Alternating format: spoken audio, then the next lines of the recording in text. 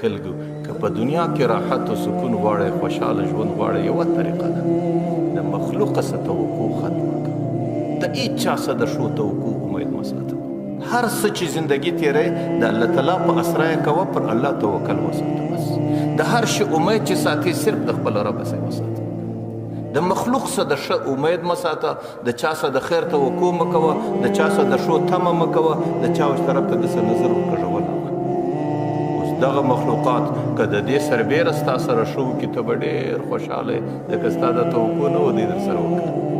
او که د دې بعد خیر نه در سره وکړي شر در سره وکړي بیا به ته ډېر نه پریشانه کېږې ځکه ستا د اوله څه دغه تمه وه چې زما سره به دی کېږي دغه په دنیا کې چې د انسانیت څه به توقع ختمه کوي توقع به صرف د الله تعالی څخه ساتي او توکل به دې په خپله زندګي کې صرف پر الله وي بیا به زندګي په سکون سي بیا به زندګي په اطمینان سي بیا به زندګي په خوشحالي سي خو لیکن دا خبرې صرف د وینا سره کار نه لري دا دی لږ پر دې خپل دماغ را اړزول غواړي چې سړی به دې خپل فکر کې ورته وګوري چې یاره زما زندګي باندې راځي زما زندګي څنګه ده